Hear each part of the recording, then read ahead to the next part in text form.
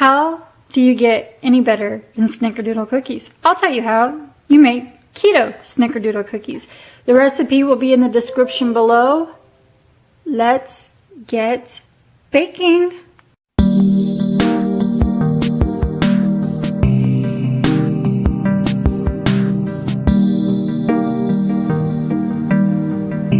So I'm going to show you how I make my Snickerdoodle cookies today.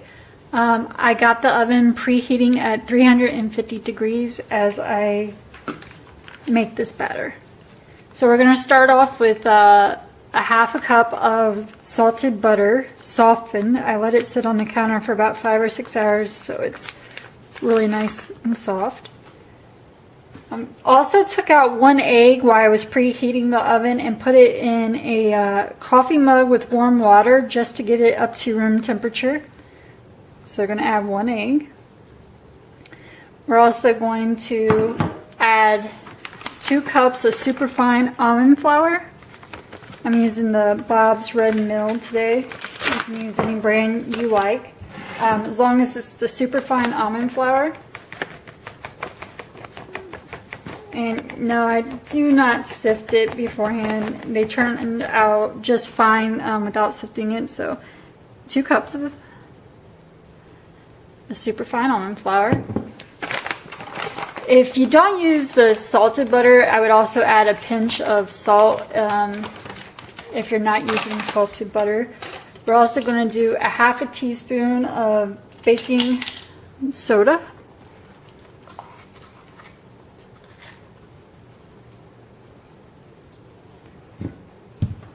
A half a teaspoon of cream of tartar.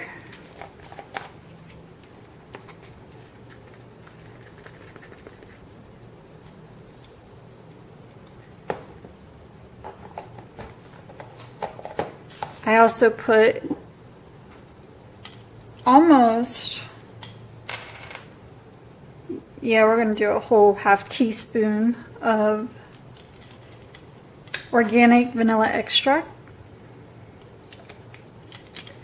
Now for my sweetener, I'm going to use the Pyure organic stevia. It's a stevia blend with erythritol. A lot of people don't like the cling sensation of the erythritol. I'm kind of used to it, so I don't mind it. But if you like a different sweetener, you can use that. We're going to do 3/4 cup. And add that to there.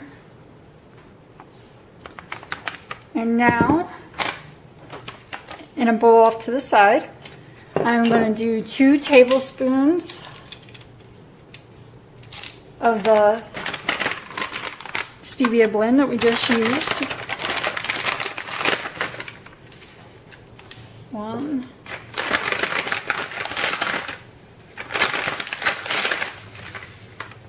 2, and a teaspoon of cinnamon.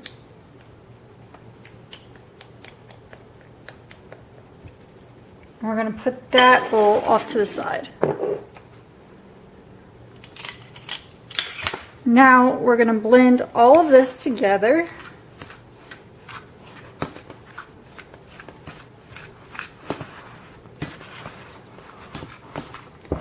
Until we get a nice dough.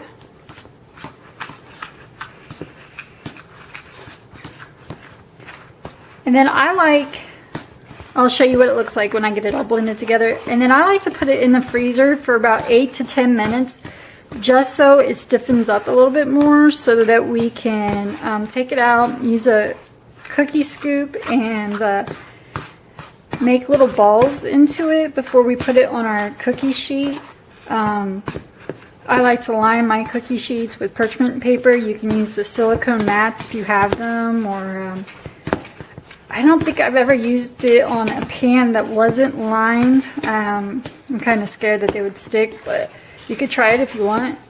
You could also add other flavors to this if you like, or try different sweeteners, but I made this once before and I think it turned out fantastic, so this is how I am doing it again. So you can see it starts to kind of look like a sugar cookie dough. It's pretty nice.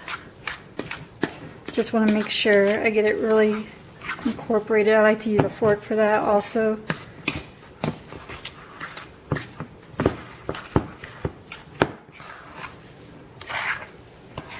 So now I'm going to stick this in the freezer for 8 to 10 minutes, and I'll be back and we'll continue on. So now I'm back. I got my dough out of the freezer. It was in there for 8 minutes. Stiffened up pretty nicely. I'm just gonna give it one more go around with my fork. And also, while I had this in the freezer, I did go ahead and add another teaspoon of cinnamon to my mixture. I'm going to go ahead and stir that with another little fork, just because I love cinnamon, and I really want a good cinnamon coating on my cookie. So I did up the cinnamon a bit. You don't have to if you don't like to, if you just like subtle taste of cinnamon, but I love cinnamon. So I did add it. So I'm going to put that off to the side. And then I have a cookie scoop. And I'm going to just take it, make a little round, and then I'm going to kind of roll it with my hands and grab a parchment lined cookie sheet and set it down. Now I am going to take a little glass and press on it. Actually, let me start over. I'm going to take it and roll it in my cinnamon sugar mixture. Well, you know, sugar substitute mixture. But you got the gist. Roll it in there. Then I'm going to put it on my cookie sheet and press down slightly. And I just mean slightly because these will expand. And because they do expand, you don't want to overcrowd your pan. I do a row of 4, and I only do 2 rows because, like I said, they will expand. So let me roll these up, get a pan ready. Last time I made it, I got 19 cookies out of the batter using this scoop. So I wonder if I'm going to get the same this time. But don't forget to put it in the mixture. That's the best part. Put it in there. I'm going to wait until I get them on there, and then I'll go ahead and press them down with the glass like I did the first one.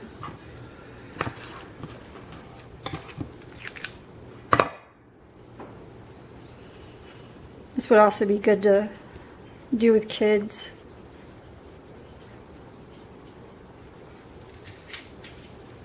It goes by pretty fast, I think, and I don't think there's too many ingredients in it either. I think a lot of people might have these on hand already. And like I said, you could probably use the batter as a base for another type of cookie. Like put almonds in it, almond extract, and do slivered almonds on top. Maybe something like that, or maple extract. I mean, the possibilities are endless. I was thinking maybe a white chocolate macadamia nut would be good as well. I'm gonna have to try that now that I've said it again and it came out my mouth. I really want that. So maybe I'll try that and let you know how that works out. So I almost got my pan full. And then we are gonna stick these in the oven for 15 minutes, but we're gonna check on them about 13 minutes. They will spread, so you know, be cautious of that. Now that I've lined this up, let me show you. I'm going to go ahead and slightly press on these, just ever so slightly. And I might rearrange them because I am fearful about how much they spread. You just don't want one large cookie, so I'm trying to make sure they have enough room to expand. Now I'm going to stick these in the oven for 15 minutes. I'm going to check on them about 13 minutes, and I'll let you know how long I did put these in the oven for. Again, your oven should be preheated to 350 degrees, and I'll see you when we come to take them out of the oven. So now I have taken them out of the oven. Here's what they look like. I set them on top of the stove for about 4 minutes so that they can continue to firm up. They were in there for 15 minutes. Now I'm going to place them. They're still real warm. But I like it to where I can pick them up off of the cookie tray easily without using a spatula. I'm going to put them on a cooling rack to cool completely, because I will have to store these. I end up having to freeze the majority of them because I'm the only one in my house that eats Snickerdoodle cookies.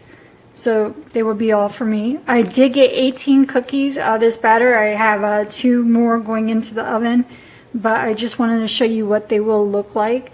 Let me break one open so you can see the inside of it.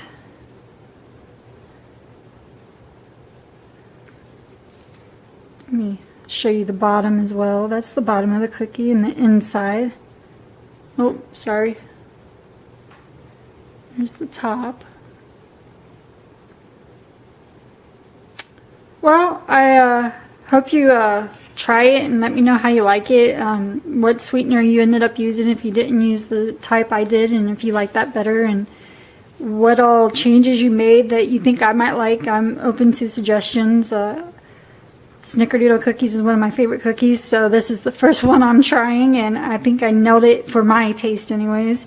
Like I said, I did get 18 cookies out of this batter this time. Last time I got 19, so I must have been more heavy-handed this time and made sure the balls were pretty big. But if you give it a try and you like it, let me know.